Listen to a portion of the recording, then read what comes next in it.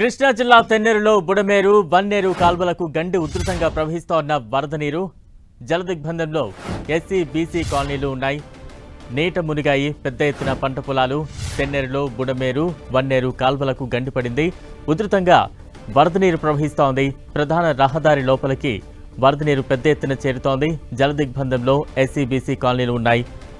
పెద్ద ఎత్తున పంటలు నీట మునిగాయి. వరద నీరు గ్రామంలోకి రాకుండా చెరువులోకి మళ్లించుకుంటున్నారు గ్రామస్తులు. వరద నీటి నుంచి కాపాడాలని గ్రామస్తులు ఆవేదన చెందుతున్నారు. పునరావాస కేంద్రాలను ఏర్పాటు చేశారు అధికారులు. తాజా అప్డేట్స్ అందించేందుకు మా ప్రతినిధి దుర్గా ఉన్నారు. దుర్గా, కృష్ణా జిల్లాలో ఉన్నటువంటి పామూరు నియోజకవర్గం తన్నేరులో బుడమేరుకు సంబంధించి అలాగే వన్నేరుకు సంబంధించి రెండు కాలువలకు కూడా గండిపడినటువంటి దృశ్యాలు మనకి కనిపిస్తున్నాయి. రెండు కాలువలకు కూడా పూర్తిగా గండిపడటంతో ఉధృతంగా వరద నీరు అనేది ప్రవహిస్తుంది. ప్రస్తుతం అయితే ఇటు విజయవాడలో ఉన్నటువంటి వరద నీరంతా కూడా బుడమేరు వాగు ద్వారా కొల్లేరు వైపు వెళ్తున్నటువంటి నేపథ్యంలో అక్కడ తన్నేరు వద్ద ఈ రెండు కాలువలకు కూడా పూర్తిగా గండిపడినటువంటి నేపథ్యంలో రహదారి వైపు కూడా నీరు రావడం జరిగింది. అయితే గ్రామస్తుల చుట్టుపక్కల ఎవరైతే ఎఫెక్ట్ అవుతారో గ్రామస్తులందరికీ కూడా ఇప్పటికే అధికారులు అలర్ట్ చేశారు. పునరావాస కేంద్రాలు కూడా ఏర్పాటు చేసి అక్కడికి తరలి రావాలంటూ కూడా హెచ్చరికలు జారీ చేసినటువంటి నేపథ్యం. ముఖ్యంగా జల దిగ్బంధంలో ఉన్నాయి. అక్కడ ఎస్సీ కాలనీ కానీ బీసీ కాలనీ రెండు కాలనీలు కూడా తన్నేరుకు సంబంధించి పూర్తిగా జల దిగ్బంధంలో చిక్కుకుపోయాయనే చెప్పాలి.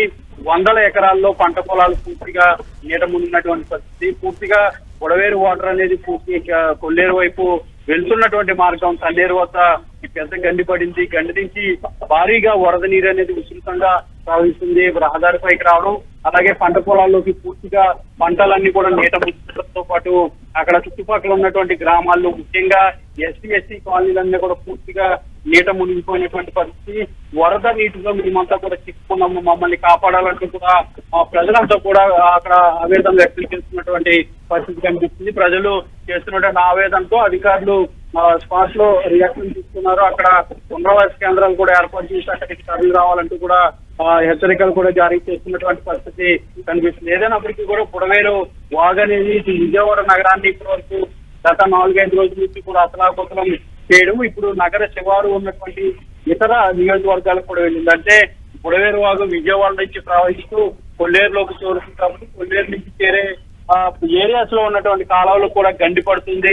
అక్కడ కూడా పెద్ద ఎత్తున ప్రాణ ఆస్తి నష్టం కూడా జరుగుతున్నటువంటి పరిస్థితి కనిపిస్తుంది. వేలల్లో ఎకరాలకు సంబంధించి పంట పొలాలన్నీ కూడా పూర్తిగా నీట మునిగిపోతున్నాయి. గ్రామాలన్నీ కూడా నీట మునిగిపోతున్నాయి. అక్కడ కూడా ప్రజలు ఇబ్బంది పడుతున్న పరిస్థితి అయితే మొత్తానికి కనిపిస్తుంది. బలరాం, దుర్గా, అంటే గండి పూడ్చేందుకు ఎటువంటి ఏర్పాట్లు అధికారులు చేపడుతూ ఉన్నారు? పూర్తిగా గండి పూడ్చడానికి ఇంకా ఎంత సమయం పట్టే అవకాశం ఉంది? ఎందుకంటే మరోవైపు వరద ఉధృతి కూడా ఎక్కువగానే కనిపిస్తోంది కదా. అంటే గండి పూడ్చాలంటే వరద ఉధృతి అనేది తగ్గాలి. వాటర్ ఫ్లో అనేది తగ్గిన తర్వాత మాత్రమే గండిని పూడ్చే పనులు ప్రారంభిస్తారు అధికారులు. ప్రస్తుతానికైతే ఎలాంటి పూడ్చిక పనులు అయితే ప్రస్తుతానికి చేయట్లేదు. వరద ప్రవాహం అనేది తగ్గిన తర్వాత మాత్రమే పూడ్చివేతకి సంబంధించినటువంటి పనులు ప్రారంభం కాబోతున్నాయి.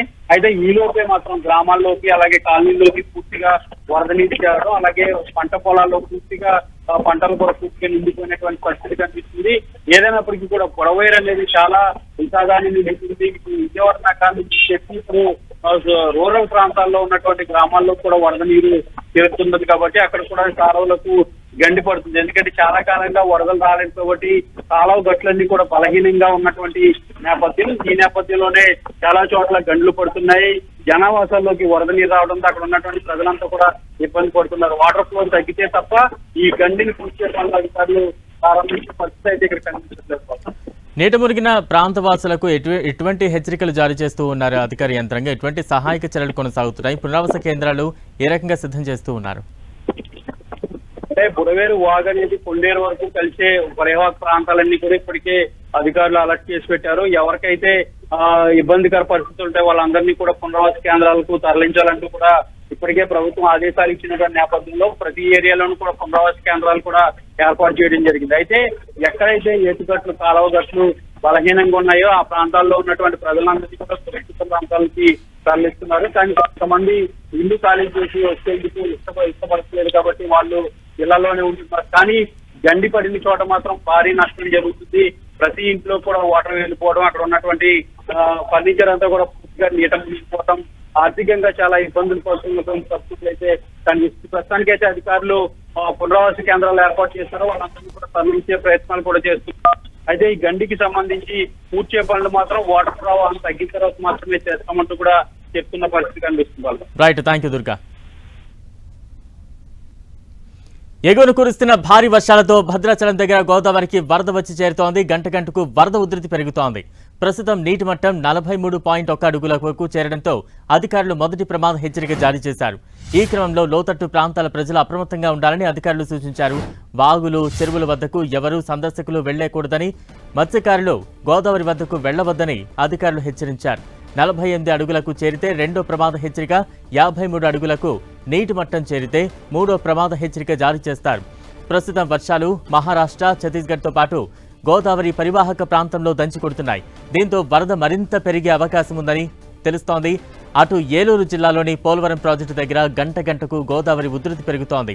ఇప్పటికే భద్రాచలం దగ్గర మొదటి ప్రమాద హెచ్చరికను జారీ చేశారు అధికారులు. దీంతో పోలవరం ఎగువ ప్రాంతాల్లోని గ్రామాలు ముంపునకు గురయ్యే అవకాశం ఉంది.